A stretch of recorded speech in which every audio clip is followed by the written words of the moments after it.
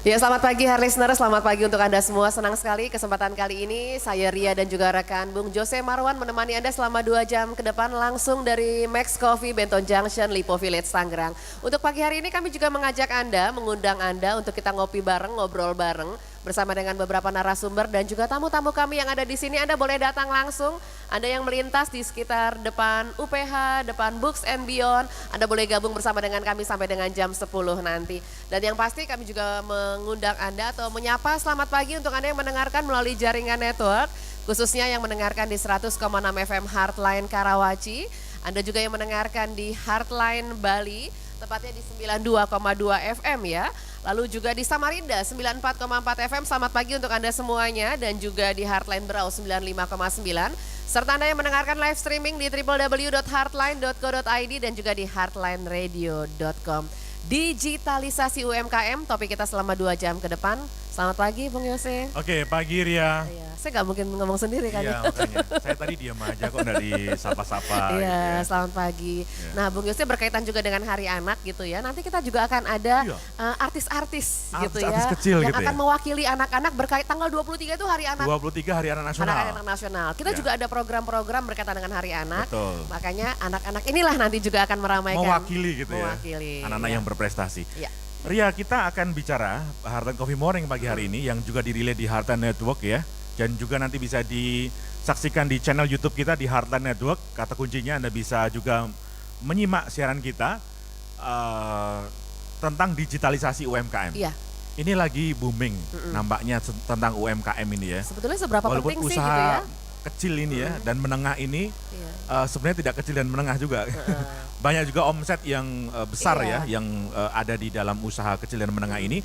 Tetapi dengan adanya perkembangan teknologi yang baru, itu ternyata bisa juga menjadi memfasilitasi bagaimana teman-teman UMKM ini untuk meningkatkan kapasitasnya dan juga networkingnya Ria. Iya. Jadi bisa dibilang mereka juga dituntut untuk berbenah lah ya di Berbenah. era-era sekarang ini. Karena itu kita akan kenalkan dulu narasumber Ya. kita, hard listener yang sudah hadir di Max Coffee Benton Junction pada pagi hari ini. Yang pertama akan saya sapa dulu adalah Pak Tanto Suryoto. Wow, Pak Tanto Suryoto ini adalah seorang inovatif digital business. Pak Tanto, selamat pagi. Ya, selamat pagi.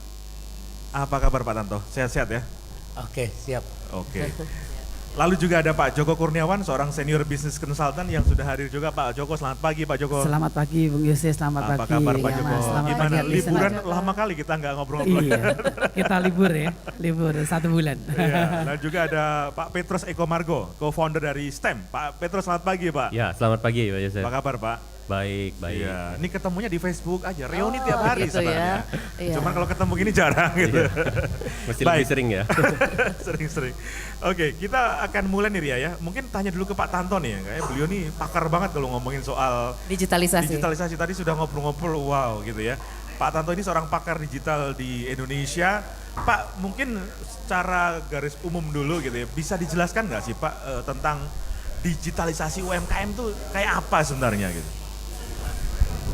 Oke, mungkin awalnya bukan langsung menjawab sih ya Pak ya. Oke. Kita bicara backgroundnya dulu. Hmm. Kenapa sih, apa sih yang namanya digitalisasi ya gitu ya. Jadi mungkin saya mengulang aja Pak. Oke. Jadi sadar nggak sadar sebenarnya kita di secara dunia worldwide itu kita sudah lagi di masa transformasi yang kita bisa mungkin sebutnya adalah revolusi industri yang ketiga. Oh. Ya. Ini kalau revolusi mental baru pertama nih, yang ketiga udah. Iya betul. Revolusi mental kami nanti akan ada kegiatannya juga. Oh, udah lain-lain lagi. Tapi di luar topik. Berarti bisa diundang lagi nih Ria. Iya. Oke, kita bicara revolusi industri dulu. Zaman pada abad ke-19 itu kita ada yang namanya revolusi industri. Itu Iya. pertama kali dan itu yang ada di buku-buku sejarah di mana fungsi manusia sebagian digantikan oleh mesin. Iya. Itulah revolusi industri yang pertama. Euforianya cukup besar. Ya.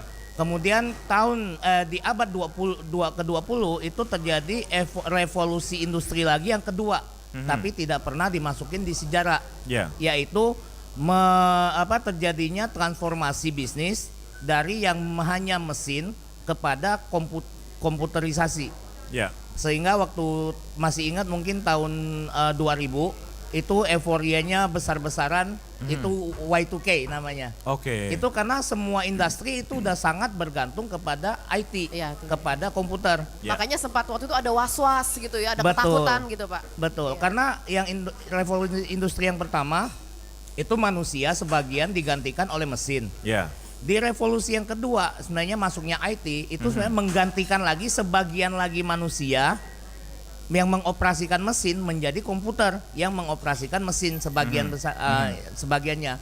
Revolusi industri ketiga sebenarnya di tahun ini di Oke. mana bahwa kebutuhan bisnis saat ini sudah lebih ke tidak localized lagi. Kita bicara kita bergerak kemana-mana, mobile kemana-mana, ditunjang dengan telekomunikasi secara teknologi itu mendukung mobile. Jadi itulah transformasi atau revolusi industri yang ketiga adalah menggantikan fungsi manusia menjadi mesin, mesin menjadi komputer. Sekarang di dalam mobile application. Oh, Semua apps hal, ya, Pak ya? apps, semua hal itu bisa dikontrol, dikendalikan sambil kita jalan kemanapun kita berada. Nggak ada batas waktu lagi selama ada internet akses. Nah itulah sebenarnya digitalisasi. Revolusi ketiga itu digitalisasi itu ya, Pak? Iya, ya? itulah digitalisasi ini gitu kan. Nah, Sebelumnya kan pertanian, manufaktur gitu-gitu ya Pak waktu di Inggris dan juga Eropa. betul. Ya, baru kesini. Nah, jadi digitalisasi inilah sebenarnya yang membuat bisnis itu lebih cepat, go Ya. to marketnya cepat, interaksi cepat, kemudian bahkan dalam sisi kehidupan kita ada dulu kalau kita nggak salah kalau ada ketidakpuasan kita harus fotokopi KTP, bikin surat pembaca kirim ke koran. Iya. Itu sangat tradisional banget dulu Iya, ya. iya. Tapi itu efeknya Efektif loh Pak. itu efeknya besar, efektif. Tapi lebih efektif lagi sekarang zaman digitalisasi. Ya. Ada sedikit masalah aja, kesenggol orang nggak terima, Curhat kita deh. masukin ke sosmed. Itu viral kemana-mana. Bisa rame. Nah itu gambaran bagaimana sebenarnya globalisasi itu didukung dengan sangat masif Ya. oleh digitalisasi. Itu pun yang akan terjadi kalau kita memasarkan produk kita, melakukan bisnis kita di plafon digital. Nah seperti itu. Oke. Nah nyambung ke UMKM-nya ya. Ya. Jadi banyak orang fokus ke UMKM saat ini. Kenapa? Karena gap antara entrepreneur yang korporasi dengan UMKM itu sangat jauh. Jauh sebelumnya. sekali. Ya. Dengan adanya digitalisasi ini sebenarnya satu peluang yang sangat besar buat si level UMKM ini Memperkecil ya. memperkecil gap dengan korporasi. Karena apa? Pasar yang disasar bisa di mana saja dengan adanya internet ini kan. Jadi sebenarnya. mendekatkan, Mbak ya. Mendekatkan. Mendekatkan yang jauh ya. Iya. Iya. Itu Dan sosmed. Indonesia sudah mulai situ, Pak ya berarti?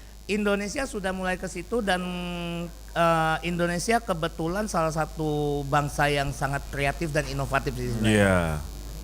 Jadi kita berharap banyak sekarang pegiat-pegiat yang bagaimana mengempower si UMKM. Iya. Baik. Seperti Pak Joko nih ya. Betul. Pak Joko Kurniawan, digitalisasi UMKM, Pak. Anda melihat ini sesuatu yang positif untuk Iya, sangat positif. Jadi kalau Pak Tanto bilang tadi bahwa dari gap yang UMKM tadi ke kelas atas ke korporasi jadi makin dekat karena mereka bisa saling support lah kalau Pak Tanto bilang tadi. Dan itu perannya sangat besar. Jadi bahkan kalau kita lihat UMKM yang tidak pernah disentuh dengan teknologi, itu begitu disentuh teknologi masuk ke era digital, dia salesnya pasti naik angka penjualannya. Oh gitu. Bahkan kemarin si Pak Jokowi kan juga bilang kan di satu acara, dia bilang bahwa Indonesia tahun 2020 itu ingin jadi digital terbesar. Oh ada dia ya 2000-an kalau nggak Ya salah. 2020. 2000 ya. Nah, dan itu berarti peran UMKM akan sangat besar. Dan mungkin saya akan kasih garis bawah sedikit tentang UMKM. Jadi UMKM itu sebenarnya banyak orang masih nggak jelas. UMKM itu apa pedagang asongan kecil kadang-kadang masih nggak ngerti. Jadi ternyata saya lihat data dulu. Jadi di undang-undang itu disebutkan bahwa yang dimaksud UMKM itu ada sebenarnya mikro itu kalau asetnya 50 juta. Terus omsetnya 300 juta. Itu kalau mikro. Gede dong. Udah gede. Jadi iya per tahun, Oh, per tahun ya. Sudah Saya kira sudah enggak, masuk. saya kira per hari. Enggak. Lalu kalau kecil 50 sampai 500 juta, omsetnya 300 sampai 2,5 miliar. Iya. Kalau yang menengah itu asetnya 500 sampai 10 miliar, omsetnya 2,5 sampai 50 miliar. Yeah. Jadi termasuk gede dan dengan kapasitas bisnis UMKM ini berarti mereka udah siap masuk ke digital mestinya. Yeah, yeah. Karena digital itu makin murah gitu. Yeah. Dan ternyata di Indonesia UMKM itu 56 juta Pak. Mhm. 56 juta, saya kemarin dapat data terakhir dan ternyata 70%-nya itu UMKM pangan Pak. Oh, di Itu yang pangan. menarik. Pangan itu artinya berhubungan dengan kuliner, makanan, Oke. itu ternyata. Tetapi yang tersentuh teknologi sampai saat ini hanya 75.000 UKM. Berapa persennya tuh ya? Sedikit sekali ya? Sedikit sekali. Jadi artinya kalau Pak Tanto tadi sebagai pakar digital, beliau bilang bahwa ini tuh mendekatkan antara UMKM dan korporasi itu sangat benar karena UMKM ini adalah tulang punggung di Indonesia. Bahkan di ASEAN kemarin ketika ASEAN dan Amerika melakukan kerjasama ketika Pak Jokowi ke Silicon Valley disebutkan bahwa ini harus terjadi kerjasama yang baik. Baik ya. Karena apa? Mereka minta dukungan dari Amerika juga untuk apa? Untuk sisi teknologi dan agar UMKM ini meningkat. Karena di ASEAN pun ternyata yang lapangan kerja terbesar itu UMKM, Mbak. Jadi Pak Oke. Jokowi sudah mengatakan bahwa perekonomian kita bergulir itu justru malah terbesar Betul. dari UMKM ya. Iya, dan 70%. contoh nyatanya salah satu klien yang saya pegang ketika mereka dulu belum masuk ke digital, sekarang masuk digital, digitalnya belum sampai yang canggih ya, hanya masuk ke website, belum sampai ke application Ya. dan yang lain itu omsetnya sudah Ya. double bahkan triple. Oke. Nah, terasa banget. Pak Petrus gimana Pak Petrus melihat hal ini? Anda juga kayaknya banyak membantu teman-teman UMKM juga Pak ya dengan teknologi. Iya, sejak kalau nggak salah kita pernah ketemu waktu itu ngebahas iRip ya. Iya. Dan ternyata dengan iRip itu juga kita belajar juga mengenai pengguna-penggunanya iRip itu yang untuk levelnya UMKM. Dan sebenarnya yang kita lihat adalah perubahan cara mereka berbisnis. Perubahan cara mereka berbisnis itu sebenarnya didasarkan juga cara mereka menganalisa dia punya bisnis gitu loh. Contoh ya, kalau dulu mungkin orang jualan yang UMKM kan levelnya cuman berpikirnya tentang cash flow. Ya, pokoknya ada duitnya, kelihatan duitnya gitu Ya, kan. ya. Nah, tapi dengan digitalisasi, entah itu menggunakan apps untuk pekerjaannya mereka atau yang tadi dengan e-commerce dan sebagainya, lama-lama dia dituntut untuk oh ya, saya harus punya stok, saya harus ngerti tentang yang namanya stok, saya harus Ya. ngerti yang namanya tentang gross profit. Ya. Jadi nggak cuman kelihatan istilahnya duitnya. Ya. Nah, ini kan mengajarkan dia secara nggak langsung untuk merubah dia punya pola pikir kan. Yang tadinya dia hanya berpikir tentang uang, cash Iya. flow, tiba-tiba oh dia harus berpikir bahwa melakukan bisnis itu harus begini loh, harus begini gitu. Iya. Jadi secara nggak langsung diajarkan dari dengan digitalisasi UKM itu Iya. merubah cara orang untuk berbisnis juga. Ya. Tadi ngobrol-ngobrol dengan Pak Tanto tadi pagi juga sama ya Pak ya, bahwa UMKM itu tadi harus belajar juga kan. Jadi tidak semata-mata dikasih HP langsung bisa kerja gitu Pak ya. Iya, Ada tapi nanti proses- dijawab nanti ya. Oh oke, baik. Dijawabnya nanti ya Pak ya. Kita akan dengarkan dulu. Nah ini dia, saya akan panggil dulu Pika Pika Star. Oke Pika Pika Star yuk maju ke depan. Nah ini dia manis-manis kan? Imut-imut ya. Oke, ini Pika Pika Star. Wah jangan-jangan main Pokemon semua ya. Nanti kalau Pokemon nanti saya Oke. tanyain Pak ya. Oke, semuanya ngenalin diri, Pika Pika Star semua ngenalin diri dulu deh.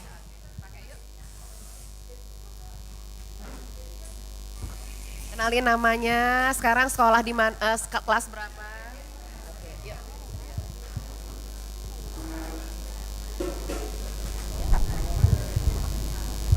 Nama saya Jenita, kelas 8.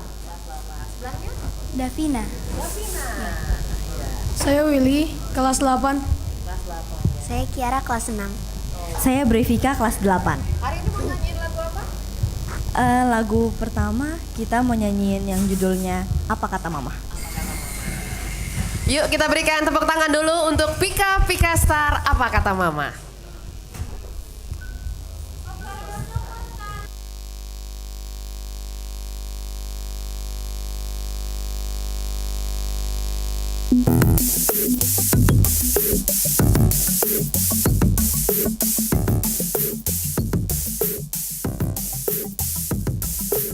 Serasa melayang, membawaku terbang. Sungguh tak terbayang, saat itu